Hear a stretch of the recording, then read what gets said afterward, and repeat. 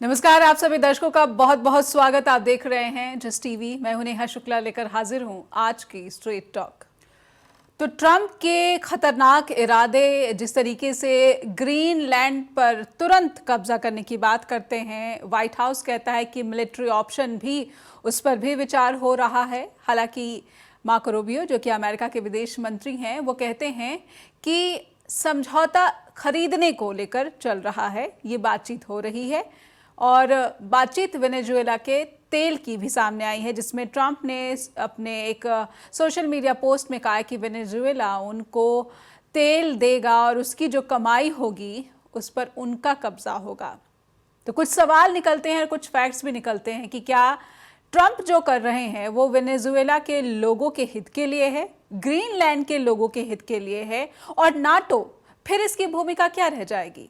आइए कुछ फैक्ट्स रखते हैं अपने दर्शकों के सामने और कुछ सवाल भी समझने की कोशिश करेंगे कि आखिर ट्रंप के ये जो खतरनाक इरादे हैं, इसका सामना करने के लिए नाटो में किस तरीके से खलबली मची हुई है, दुनिया इसे किस तरीके से देख रही है। वेनेजुएला से 5 करोड़ बैरल तेल की उगाही करने जा रहा है अमेरिका। ये ट्रंप ने सोशल मीडिया पोस्ट में जानकारी दी। और वेनेजुएला के तेल पर कब्जे की कोशिश में ट्रंप, क्या जिसे दुनिया का सबसे बड़ा तेल का भंडार बताया जा रहा है, उस पर ट्रंप कब्जा करने जा रहे हैं। हालांकि इससे पहले विश्लेषक जिस तरीके से अपना आकलन करते जा रहे थे कि इतना आसान नहीं होगा वेनेजुएला में जो तेल का प्रोडक्शन है उसे दोबारा से पटरी पर लाना, ट्रंप के कंट्रोल में होगी वेनेजुएला के तेल बेचकर कमाई गई पूरी राशि। जिस तरीके से उन्होंने स्टेटमेंट दिया है, इस स्टेटमेंट्स को दुनिया का जो डेमोक्रेटिक वर्ल्ड है, पावर है, वो कैसे देख रहा है।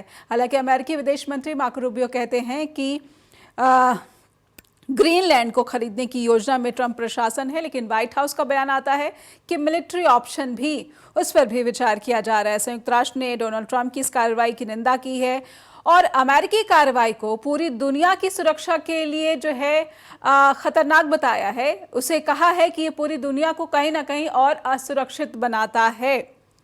तो ट्रंप की नजर क्या दुनिया के संसाधनों पर और वेनेजुएला के तेल पर कब्जा कर रहे हैं, करते नजर आ रहे हैं, और अब ग्रीनलैंड पर हमले की तैयारी, इसकी आशंकाएं जताई जाने लगी हैं। आइए स्वागत कर लेते हैं, हमारे साथ जुड़ चुके हैं प्रोफेसर स्वर्ण Singh, foreign issues expert, JNU में प्रोफेसर ऑफ इंटरनेशनल रिलेशंस के भी प्रोफेसर हैं। आपका बहुत बहुत स्वागत है। और ब्रिटिश कोलंबिया कनाडा से भी जुड़े रहे हैं, तो आपका बहुत बहुत स्वागत करती हूँ प्रोफेसर स्वर्ण सिंह स्ट्रेट टॉक के प्लेटफॉर्म पर।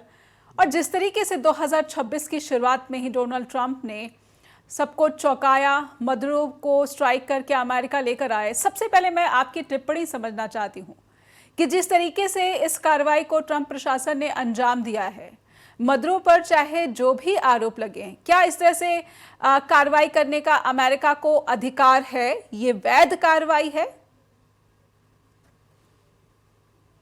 इसमें तो कोई भी दो राय नहीं है कि दुनिया के सभी देश इस बात को मानते हैं, शायद अमेरिका को छोड़कर, कि ये कानूनी नहीं थी कार्रवाई। हालांकि ऐसा कहा गया कि कोर्ट के सम्मन की वजह से उनको वहां से उठाकर लाना पड़ा, पर उसके जानने के लिए, समझने के लिए थोड़ा ये बताना जरूरी हो जाता है कि दुनिया में अमेरिका अकेला देश है जो अमेरिकन एक्सेप्शनलिज्म की बात करता है कि हम हटकर हैं बाकी देशों से, और उसके चलते उनके जो आंतरिक कानून है, मतलब डोमेस्टिक लॉ है जी, उसको वो अक्सर दुनिया के दूसरे देशों पर और दूसरे राष्ट्राध्यक्षों पर थोपने की या इम्प्लीमेंट करने की वो हमेशा से बात करते हैं। ये पिछले 80 साल से बार बार देखा गया है। हर बार शायद तरीका थोड़ा बदल जाता है, या किसी देश पर यदि आपको कोई आर्थिक प्रतिबंध लगाने होते हैं तो उसके लिए संयुक्त राष्ट्र संघ बना हुआ है। फिर से अमेरिका अकेला देश है जो अपने आप से यूनिलैटरली दूसरे देशों पर आर्थिक प्रतिबंध लगा देता है। उतना ही नहीं, उसके बाद जिसको हम सेकेंडरी सैंक्शंस कहते हैं, कि यदि मान लीजिए अमेरिका ने ईरान के ऊपर आर्थिक प्रतिबंध लगाए हैं, तो सेकेंडरी सैंक्शन का मतलब होता है यदि भारत भी ईरान से कोई व्यापार या निवेश करने की बात करेगा तो वो प्रतिबंध भारत पर भी लग जाएंगे। तो ये जो कानूनी नजरिए से अटपटी चीजें लगती हैं, वो अमेरिका आज नहीं, हमेशा से ही लागू करने की कोशिश में रहा है। और उसी का एक ये फिर से उदाहरण सामने है कि एक चुने हुए राष्ट्रपति को और उनकी पत्नी को इस तरह से आप उठाकर हथकड़ियों में अपनी अदालत में लाकर खड़ा करते हैं। तो ये कानूनी तो किसी ने भी नहीं कहा दुनिया में। हाँ, उसकी समर्थन में या उसके विरोध में आवाजें अलग अलग हैं। ज्यादातर विरोध में आवाजें दबी हुई हैं, समर्थन में भी दबी ही हुई हैं। पर उसके बाद जो दूसरी उन्होंने बातें शुरू की हैं, जैसे ग्रीनलैंड को लेकर, उस पर मुझे लगता है थोड़ा सा विरोध उभर कर सामने आना शुरू हुआ है। खासकर जो हिस्सेदार साझेदार यूरोपीय देश हैं, वहां से विरोध आना शुरू हो गया है। जी बिल्कुल, आपने सही कहा। ग्रीनलैंड के सवाल पर मैं बाद में आऊंगी, लेकिन अभी जो सोशल मीडिया पोस्ट में डोनाल्ड ट्रंप ने कहा कि 5 करोड़ बैरल वेनेजुएला अमेरिका को देगा और उससे कमाई गई जो राशि है वो डोनाल्ड ट्रंप के कंट्रोल में होगी और वो इंश्योर करेंगे कि इस राशि का इस्तेमाल जो है वो वेनेजुएला और अमेरिका के हितों में इस्तेमाल हो। क्या राष्ट्रपति के इस कथन में भरोसा दिखता है? उस पर भरोसा किया जाना चाहिए कि वाकई 5 करोड़ बैरल ये सिलसिला अगर शुरू होगा तो फिर वेनेजुएला के लोगों के स्वीकार्यता या फिर उनकी भलाई की बात इसमें दिखती है? दुनिया के पत्रकारों ने या मीडिया ने जब पहली बार डोनाल्ड ट्रंप का नाम सुना और उनके जहन में आए, तब वो चुनाव लड़ रहे थे 2016 के लिए। जी। तब भी उन्होंने कहा था उस चुनाव में कि मैं चुनाव इसलिए लड़ रहा हूं ताकि मेक्सिको के साथ एक दीवार बनेगी और उस दीवार का खर्चा मेक्सिको देगा। आज तक तो वो दीवार बनी नहीं है। क्या वो हर बार इस तरह की नई बात कहते हैं? जरूरी नहीं कि हर बात पर भरोसा किया जाए। हालांकि जो धमकी उन्होंने दी थी वेनेजुएला को, वो उन्होंने कर दिखाई है जी। पर ये कहना कि वहां वो लोकतंत्र लाने जा रहे हैं या समृद्धि लाने जा रहे हैं या वहां से जो तेल की उपज होगी उसका जो मुनाफा होगा वो उन लोगों को जाएगा, ये सब खाली मुखौटा है। मोटे तौर पर ये है कि आज हम सब जान रहे हैं कि दुनिया का सबसे बड़ा तेल भंडार जो है वो वेनेजुएला में, करीब 300 अरब बैरल ऑयल की बात सुनते हैं। उसके अलावा वहाँ बहुत बड़े भंडार और चीजों के भी हैं, जैसे आयरन ओर के हैं, कोल के हैं, सोने के 8,000 टन सोने की वहां से खदानों से निकालने की ऐसे एस्टिमेट्स हैं। और दुनिया का 2% फ्रेश वाटर है। जी। तो बहुत से ऐसे संसाधन हैं जो अमेरिका को अपना जो समृद्धि का स्तर है, खपत का स्तर है, उसको मेंटेन करने के लिए ऊर्जा की बहुत जरूरत होती है, पर दूसरे संसाधनों की भी जरूरत होती है।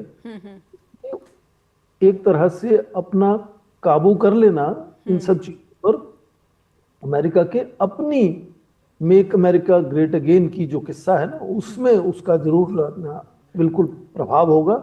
और दूसरा ये कि जो अमेरिका की लगातार चीन के साथ प्रतिस्पर्धा बनी हुई है, उस पर भी पूरी तेज नजर है डोनाल्ड ट्रंप की एक तरह से। जी। उस तरह से देखिए कि पिछले करीब 2 दशकों में पूरे लैटिन अमेरिका में चीन का बहुत प्रभाव बढ़ा है। जी।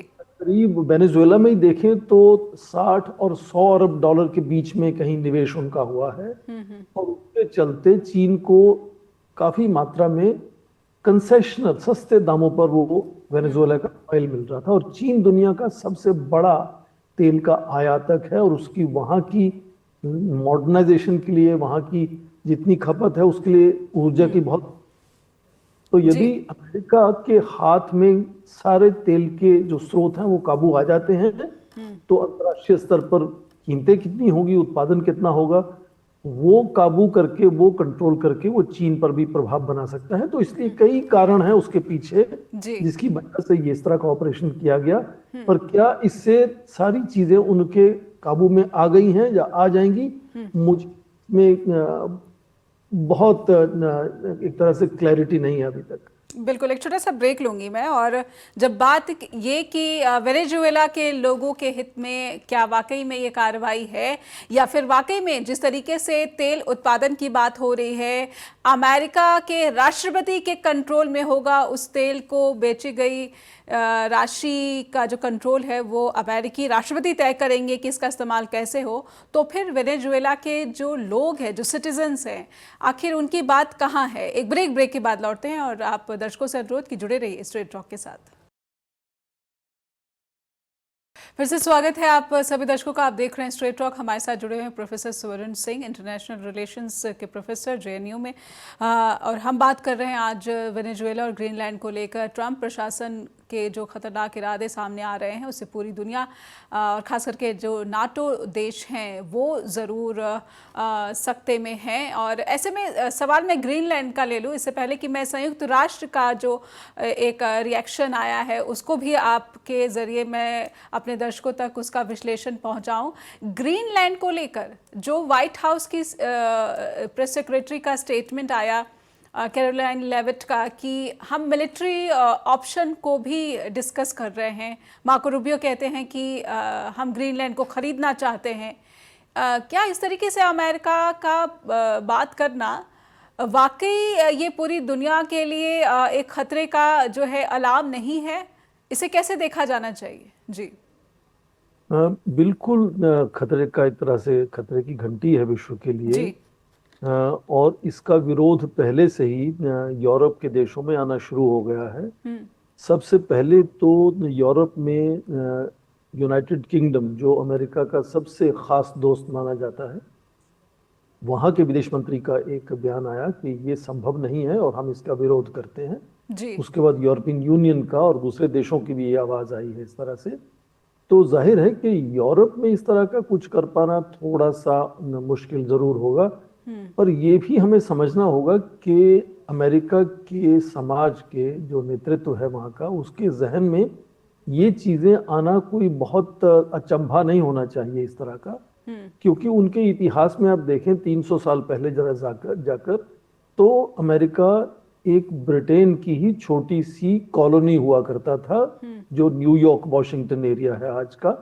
उसको आप पश्चिमी तट पे देख लें, उस एरिया में। बाकी जितना भी बड़ा आज आप देखते हैं यूनाइटेड स्टेट्स को, वो लुजियाना डील हुआ, उसके बाद अलास्का का डील हुआ, वगैरह वगैरह, फ्रांस से, पोर्चुगल से, रशिया से, वो सब उन्होंने डील करके पैसा देकर वो जमीन खरीदी थी। मेक्सिको को भी लेने की एक बात पर एक जमाने में बात हुई थी, और 100 साल पहले भी ये ग्रीनलैंड लेने की बात हुई थी। आप यदि नक्शे पर देखें तो आपको लगेगा कि जिस तरह से अलास्का कनाडा के पूर्व में है, उसी तरह ये ग्रीनलैंड बहुत बड़ा टापू है एक, वो कनाडा के पश्चिम में है। तो अमेरिका को लगता है कि उनकी सुरक्षा के लिए उसको खरीद लेना चाहिए। उतनी अटपटी बात नहीं है, क्योंकि उनकी इतिहास में ऐसा हुआ है। पर क्या सेना के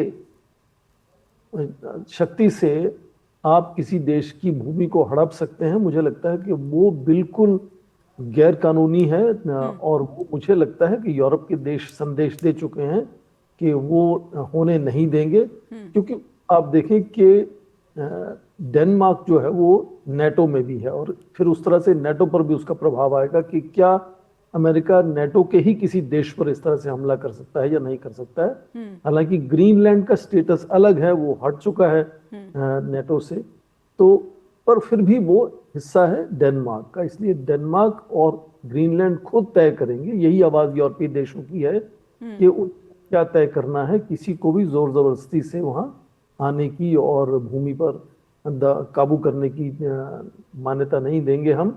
पर ये जानना होगा कि अभी ग्रीनलैंड में पहले से ही आपस में तालमेल के साथ ही अमेरिका की सेनाएं वहां तैनात हैं। ऐसा नहीं कि सेना नहीं है वहां।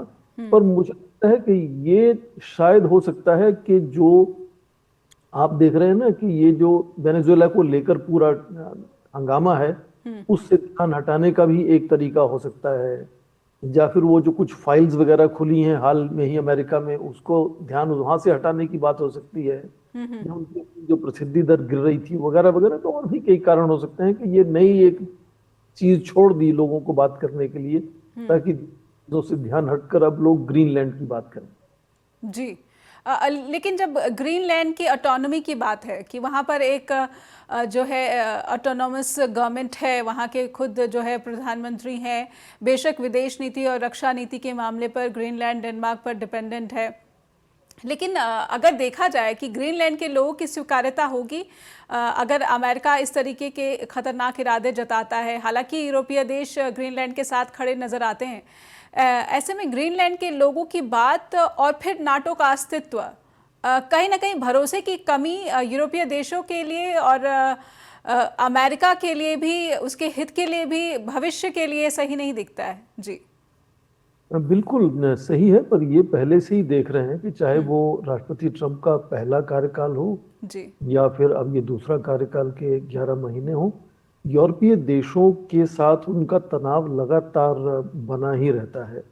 वो चाहे नेटो में अमेरिका का कितना खर्च होना चाहिए उसको लेकर हो, या फिर अभी हाल ही में आप देखें कि अलग अलग उन्होंने जो प्रस्ताव रखे यूक्रेन को लेकर, उसमें यूरोपीय देशों को साझा नहीं किया, उनसे बातचीत नहीं की, या फिर उनसे अलग बात की, रशिया से अलग बात की, यूक्रेन से अलग बात की। तो उनका जो टकराव तनाव जो यूरोपीय देशों से वो लगातार बना हुआ है पहले से ही। उसमें एक और बहुत ही जटिल पहलू कह सकते हैं कि ये ग्रीनलैंड के बारे में जो उन्होंने कहना शुरू किया है, ये एक और बड़ी मुश्किल उसके सामने आ जाती है कि उनका तनाव और किस तरह से आगे बना रहेगा, जो सुलझाया जाएगा जी। पर जिस तरह से फिलहाल संकेत हैं वो यूरोपीय देशों ने, और खासकर आपने पूछा कि ग्रीनलैंड के अपने नेतृत्व ने भी साफ किया है कि वो इस तरह की जोर जबरदस्ती से किसी भी दूसरे देश के साथ जुड़ने की सोच we are not at sale. Greenland की तरफ से कहा गया है कि हम बिकाऊ नहीं हैं। जी जी। और उसके बाद ट्रंप प्रशासन का ये इरादा जताना अपने आप में जो यूएन चार्टर है या फिर इंटरनेशनल लॉ है, बहुत बातें इंटरनेशनल लॉ को लेकर कही जाती हैं, लेकिन जब यूएस की बात आती है, यूएस की आक्रामकता की बात आती है, थोड़ा सा मैं फॉरेन पॉलिसी जो यूएस की 2026 में नज़र आ रही है और उससे पहले जिस तरीके से डॉनरो डॉक्ट्रिन रिलीज किया गया यूएस की तरफ से, उसके भी काफ़ी चर्चे हैं। क्या कोई ब्लूप्रिंट सामने है जिसमें वो दिख रहा है कि ट्रंप आखिर आगे क्या क्या करने जा रहे हैं 2026 में?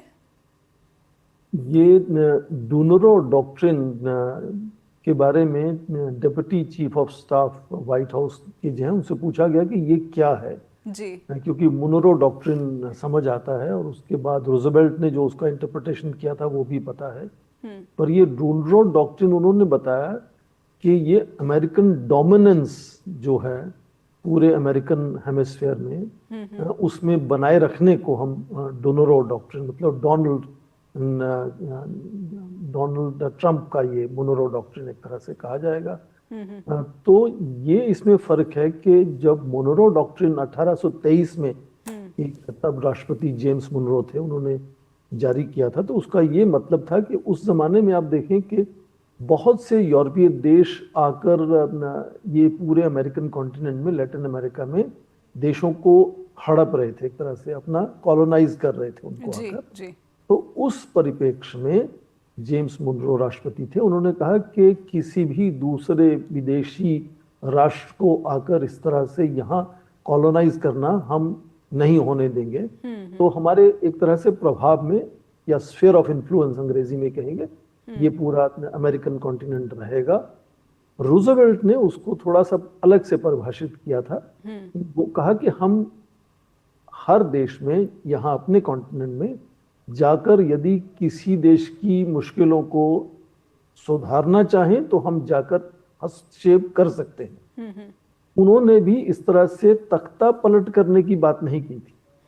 हालांकि ये बात अलग है कि परोक्ष रूप से अमेरिका ने हमेशा से ये भी कोशिश की कि जो लेफ्ट लीनिंग सरकारें हैं, जो कम्युनिस्ट सरकारें हैं, वो ना चल पाए वहां। और 1992 से 1952 में जब पहली बार कू हुआ था क्यूबा में, तब से कर लैटिन अमेरिका में ऐसा कहा जाता है करीब 20 ऐसे कू हो चुके हैं जिस अमेरिका का, यूनाइटेड स्टेट्स का हाथ माना जाता है। पर इस तरह का हादसा जो अभी राष्ट्रपति निकोलस माडुरो के साथ हुआ है, वो इससे पहले जो उदाहरण जो थोड़ी सिमिलर है वो 1988 के अंदर एक पनामा के राष्ट्रपति नोरिगा, मानुअल नोरिगा को इस तरह से उसमें भी 15 दिन लगे थे उनको उठाने में। और उसका कारण साफ था कि कुछ अमेरिकी सैनिकों की हत्या हुई थी पनामा में। ऐसा कुछ नहीं हुआ इस बार। जी इस तरह से उठाकर लाया गया था और क्रिमिनल की तरह उनके फोटो छापे गए थे अखबारों में।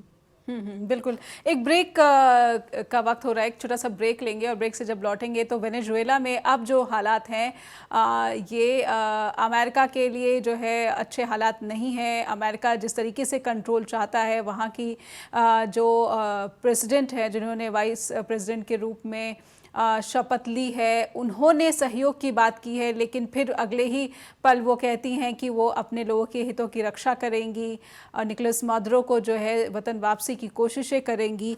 एक ब्रेक लेते हैं, ब्रेक के बाद लौटेंगे और समझने की कोशिश को आगे बढ़ाएंगे।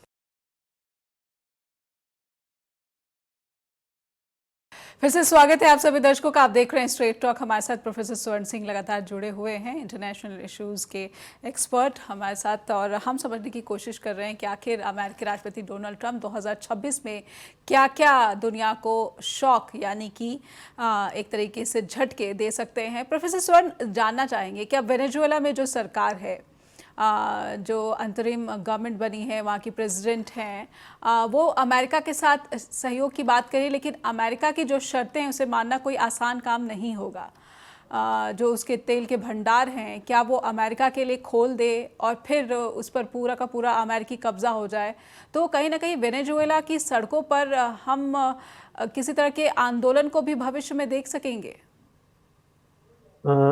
नेहा, अब खबरों में आ चुका है कि अमेरिका जो अभी कार्यकारी राष्ट्रपति बनी हैं डेल्सी रोड्रिगस, उनके साथ करीब 4 सप्ताह से संपर्क में था। तो क्या उसका ये मतलब समझें कि उनका तालमेल बना रहेगा अब अमेरिका के साथ? क्योंकि आप देखें, अमेरिका ने जो विरोधी दल की बहुत बड़ा नाम है वहां से, मारिया मचाडो जी, तो नोबेल पीस विनर, नोबेल शांति पुरस्कार उनको मिला हाल में। तो उनके नाम की बात नहीं की उन्होंने कि यदि एक सरकार गिरती है तो विरोधी दल का दावा होता है, क्योंकि 2024 के चुनावों में इस विरोधी दल ने दावा किया था कि उनके जो उम्मीदवार थे वो केवल जीते ही नहीं थे बल्कि लैंडस्लाइड विक्ट्री उन्होंने कहा था। जी जी। के बावजूद निकोलस मदुरो सरकार में बने रहे और केवल निकोलस मदुरो को और उनकी पत्नी सिलिया फ्लोरेस को वहां से निकालने के बाद बाकी सारी सरकार बनी रहेगी। तो क्या मतलब है इसका? क्योंकि जिस सरकार से उनको परेशानी थी कि वो वहां से फेंटानिल या कोकेन आता है अमेरिका में, तो वो सेना, वो पुलिस, वो मंत्री, वो सरकार तो वैसी की वैसी बनी हुई है। जी बिल्कुल। तो इसमें बहुत सी अब एक तरह से स्पेकुलेशंस होनी शुरू हो गई हैं कि क्या हुआ होगा या क्या हो सकता है। दूसरी बात कि यदि तालमेल बनता है तो भी ऐसा नहीं कि वहां कोई विरोध नहीं होगा। खबरें ये भी हैं कि वहां हिंसा बढ़ने की पूरी आकांक्षा है लोगों को। कि बहुत से लोग हैं जो राष्ट्रपति के साथ खड़ा होना चाहते हैं जी। इसलिए शायद जो कार्यकारी राष्ट्रपति अभी बनी है डेल्सी रोड्रिगस, वो थोड़ा सा ये बात भी साथ में करती रह रही हैं कि हम चाहते हैं कि राष्ट्रपति मदुरो वापस आए और राष्ट्रपति हैं वगैरह वगैरह। और ये सब चीजें धीरे धीरे ठंडे बस्ते में चली जाएंगी। जैसे न्यूयॉर्क में भी आपने देखा कि वो अगली तारीख जो न्यायालय ने दी है वो 17 मार्च की है जी। तब तक लोग धीरे धीरे भूल जाएंगे मदुरो कौन थे, क्या हुआ उनका। और ये सरकार वैसी की वैसी बनी रहेगी और नए राष्ट्रपति का तालमेल अमेरिका के साथ बनाने की कोशिश है। बनेगा या नहीं बनेगा उसमें बहुत सी चुनौतियां रहेंगी, क्योंकि अंदर में विरोध भी होगा और अलग चीजों को, जैसे राष्ट्रपति ट्रंप कह रहे हैं कि वो इतना अरब तेल का उत्पादन करेंगे।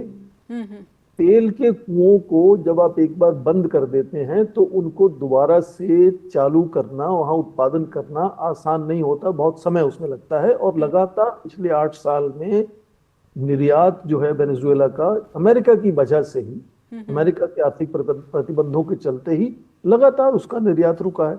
हाल ही में 70 सितंबर के महीने से तो उन्होंने एक ब्लॉकेड लगा रखा था कि वहां से कोई शिप जाएगा नहीं बाहर। बिल्कुल तो बिल्कुल। जाहिर है कि निर्यात बंद होने का मतलब है कि उत्पादन भी कम हुआ होगा या बंद हुआ होगा।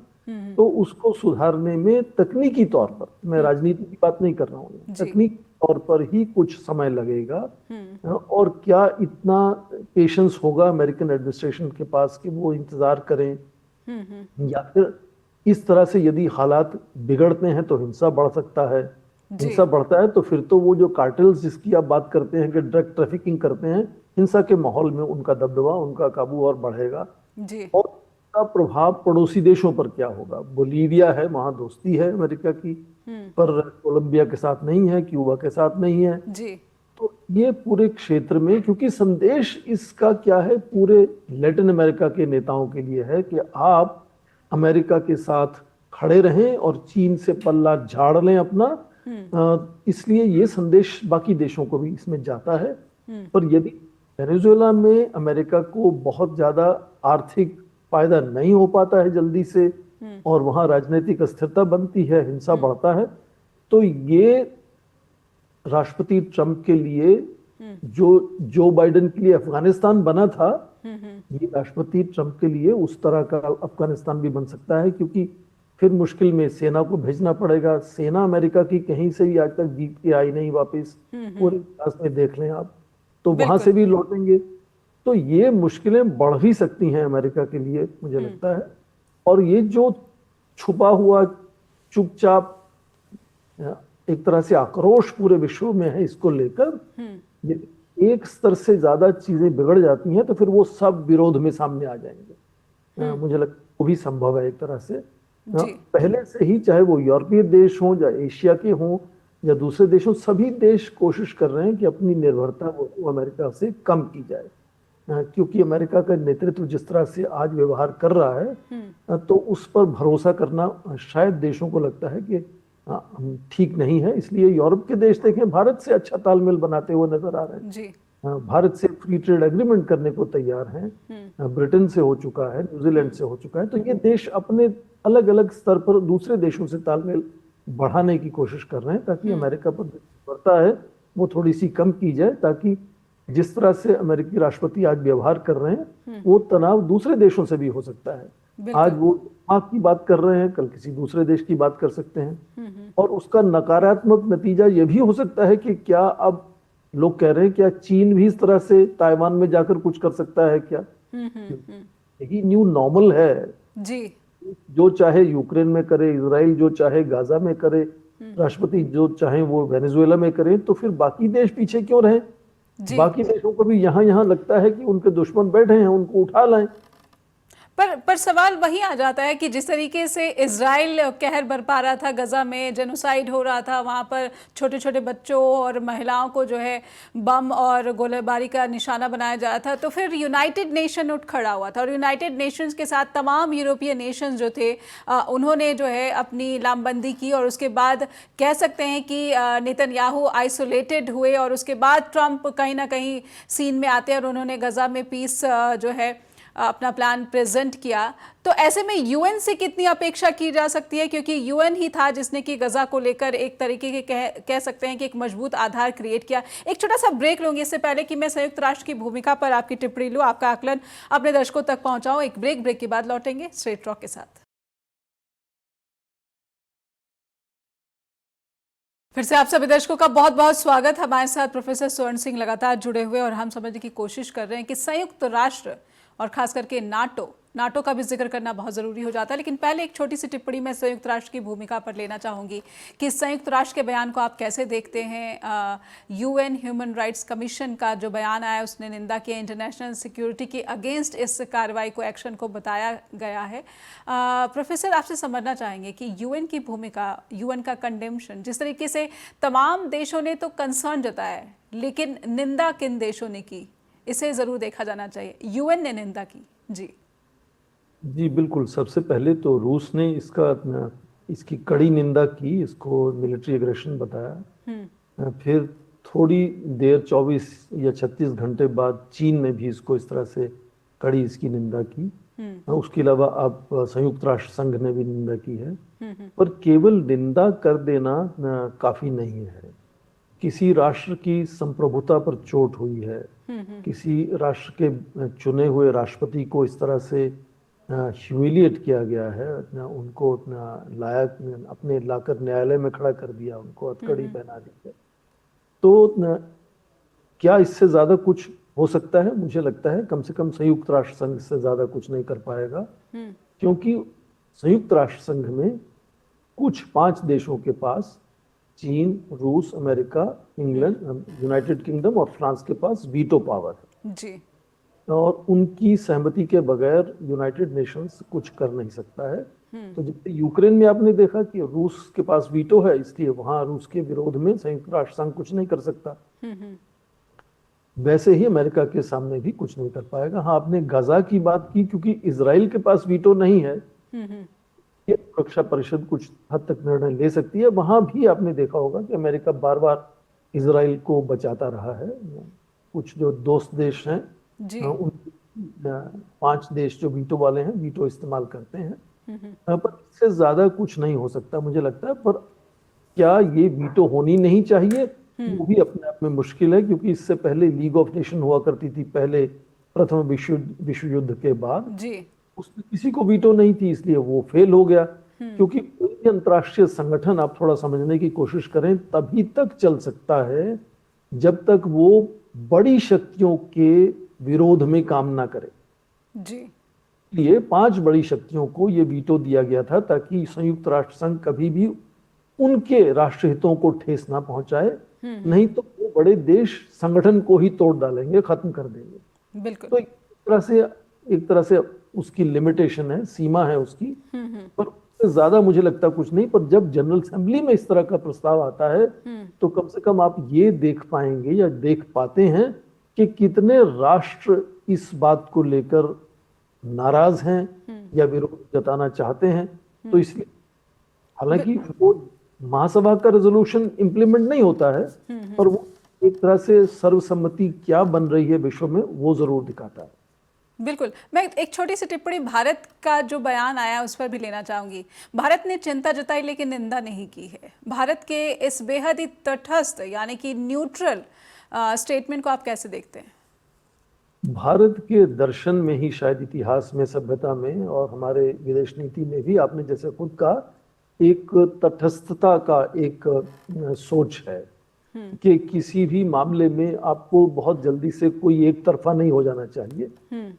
मामले को अच्छे से समझने की कोशिश करनी चाहिए और उसको सुलझाया कैसे जाए, बजाय कि किसी को ब्लेमिंग पर नहीं ध्यान होना चाहिए, सोल्यूशन पर ध्यान होना चाहिए। और जमीन पर यदि लोगों को मुश्किल है तो मानवीय सहायता दी जानी चाहिए। तो ठीक उसी तरह से आप देखें, 3 साल पहले जैसे रूस को भी भारत ने विरोध नहीं किया या कंडम नहीं किया उनको, ठीक तरह से आज अमेरिका को भी कंडम नहीं किया, या गाजा में इजराइल को कंडम नहीं किया है। तो वो एक लगातार बनी हुई हमारी विदेश नीति का तरीका है और उसी को लेकर भारत हमेशा से आगे चलता है। तो इसमें कंटिन्यूटी कह सकते हैं कि जो जिस तरह से भारत की विदेश नीति रही है वही कंटिन्यू हो रही है इस बात पर भी। जी। अब मैं नाटो के अस्तित्व की बात करना चाहूँगी। क्या आपको लगता है कि अगर अग्रेसिव फॉरेन पॉलिसी यूएस की दिखती है ग्रीनलैंड को लेकर, या फिर मिलिट्री ऑपरेशन की जो बात सामने आ रही है, वाइट हाउस से निकलकर सामने आई है, यानी कि ट्रंप जो है बिल्कुल आमदा है ग्रीनलैंड पर कब्जे को लेकर, तब नाटो के अस्तित्व को आप कैसे देख रहे हैं?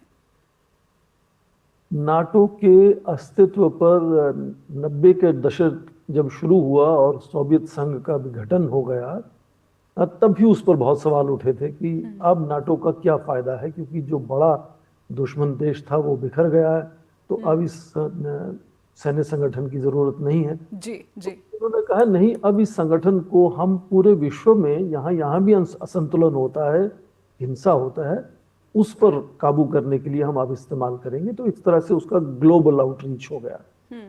पर उसके साथ साथ दूसरा बड़ा बदलाव ये हुआ 90 के दशक के बाद कि ये 12 देशों का एक संगठन जो था, वो अब 32 देशों का संगठन बन चुका है। जी। कई नए यूरोप के देश उसमें लाए गए और उससे क्या हुआ कि जो भूमि है, जिसमें ये देश आज बसे हुए हैं वो 600 वर्ग मील उत्तर की तरफ बढ़ गई, मतलब रूस की सीमा की तरफ और बढ़ गई। जी जी सीमाओं पर पहुंचने वाली है अब ये, जब पहुंच चुकी है रूस की सीमाओं पर। जी तो इससे क्या होता है कि जब कोई भी संगठन हो, जब वो इस तरह से क्षेत्रफल में या सदस्यता में फैलता है तो उसकी अंदरूनी फॉल्ट लाइंस जो हैं वो बहुत बढ़ जाती हैं। तो इसलिए नेटो के अंदर ही विरोधाभास बार बार नजर आता है, और उसमें सबसे बड़ा विरोधाभास जो सामने नजर आता है वो राष्ट्रपति ट्रंप के पहले कार्यकाल में और अब लगातार उनकी कोशिश और ये कहना कि पूरी दुनिया के देश अमेरिका को लूटने की कोशिश करते हैं, अमेरिका का फायदा उठाने की कोशिश करते हैं, और वो कहते हैं कि मैं इतना ज्यादा खर्च सेना पे करता हूं, मैं चाहता हूं कि बाकी सदस्य भी उतना ही ज्यादा खर्च करें और कम से कम बराबरी का खर्च करें। यदि आप देखें कि सेनाओं पर अमेरिका कुल कितना खर्च करता है, करीब 700 से 800 अरब डॉलर तक सालाना बजट है उसका। बाकी 31 देशों का मिलाकर इतना बजट है सालाना। जी जी तो राष्ट्रपति ट्रंप कहते हैं कि आप अपनी सेना के बजट को पहले कार्यकाल में कहते थे कि अपनी जीडीपी के 2% तक लेकर जाओ, जी इस बार कह रहे हैं कि नहीं आप 5% लेकर जाओ। तो इस तरह से दबाव इतना ज्यादा बना कि एक देश जैसे स्पेन ने कहा कि हमारे लिए संभव नहीं है, तो उन्होंने कहा फिर आपको नेटो से हटा दिया जाएगा। जी तो अंदरूनी जो तनाव है वो पहले से बना हुआ है, और इस बने हुए तनाव में यदि इस तरह का कुछ होता है कि ग्रीनलैंड पर सेना का कुछ बल प्रयोग करने की कोशिश होती है, तो जाहिर है नाटो टूट भी सकता है, जब उसमें बिखराव आ सकता है। मुझे लगता नहीं कि राष्ट्रपति ट्रंप इस तरह की कोई बात सचमुच में करेंगे। जी जी और जाते जाते मैं चीन को लेकर भी एक छोटी टिप्पणी ज़रूर समझना चाहूँगी। क्या वाकई इसी तरीके से, जिस तरीके से ट्रंप दुनिया को ये कह रहे हैं कि वो चीन को रोकना चाहते हैं, क्या इसी तरीके से चीन को रोका जा सकता है, या फिर अब ये दुनिया ऐसी नहीं रह गई है जैसा ट्रंप प्रशासन सोच रहा है? ये दुनिया जो है स्वायत्तता की बात करती है, डेमोक्रेसी की बात करती है, मल्टीपोलर वर्ल्ड की बात करती है, जिसमें इंडिया सबसे आगे फ्रंट लाइन में नज़र आता है। क्या भारत समेत तमाम ऐसे जो लीडर्स हैं वो इसी तरीके से चीन को रोकने के हक में दिखते हैं? देखिए, चीन का जो अचानक इतना तेजी से कम आर्थिक उदय हुआ जी कि आज वो 20 ट्रिलियन डॉलर की इकोनॉमी है, जो अमेरिका 28 ट्रिलियन, चीन 20 ट्रिलियन और तीसरा Germany 6 trillion, Japan 5 trillion, Bharat 4 trillion. तो मतलब इन दोनों के बाद जो तीसरी, चौथी, पांचवी अर्थव्यवस्थाएं हैं बहुत छोटी हैं। उसके चलते चीन या कोई भी देश क्या करता है, जब आप में बहुत हैसियत आती है तो आप वो करते हैं जो आप हमेशा से करना चाहते थे। ठीक है, तो इसीलिए जो आसपास की भूमि सीमा पर उनकी है, जिन पर चीन को हमेशा से लगा कि वो उनकी है, उनको लेने की उन्होंने कोशिश की, और खासकर दक्षिण चीन सागर में बहुत अपना दबदबा बना लिया है। जी जी तो लेकर ज्यादातर देशों में ये सहमति बन गई कि चीन का जो व्यवहार है वो शायद बहुत आक्रामक है और अंतर्राष्ट्रीय मान्यताओं को, मूल्यों को वो नहीं मानता है। पर भारत और बहुत से देशों की ये कोशिश है कि बहुराष्ट्रीयवाद को साथ लेकर चलें और उस तरीके से चीन पर अंकुश लगाने की कोशिश करें। अमेरिका भी उसमें जोड़ना चाहता है जी पर क्या अमेरिका सैन्य बल का उपयोग करेगा चीन को प्रतिस्पर्धा में पिछाड़ने के लिए? वो संभव नहीं है, क्योंकि चीन देखें ऑलमोस्ट करीब करीब बराबर की आर्थिक व्यवस्था बन चुका है, तकनीक में भी बहुत आगे बढ़ चुका है, सेना की वो अति आधुनिकरण लगातार वहां होता रहता है। तो सेना का बल प्रयोग करना मुझे लगता है कि ये विकल्प अमेरिका के पास नहीं है। वो दूसरे तरीकों से लगातार कोशिश करता है, जैसे जो अति आधुनिक तकनीक है वो चीन तक ना पहुंच पाए, या दूसरी तरह के प्रतिबंध चीन पर लगे रहें, या चीन के बारे में दुनिया की सोच कुछ अलग तरह से बनी रहे। वो तरीके जिसको सॉफ्ट बैलेंसिंग कहते हैं, वो तरीके लगातार अमेरिका अपनाता रहता है, और उससे ज्यादा मुझे लगता है कि संभव नहीं है चीन के साथ अपने तनाव को और आगे ले जाना। जिसको हम टैरिफ टेक्नोलॉजी ट्रेड वॉर्स कहते हैं, वो लगातार अमेरिका की चलती रहती हैं चीन के साथ।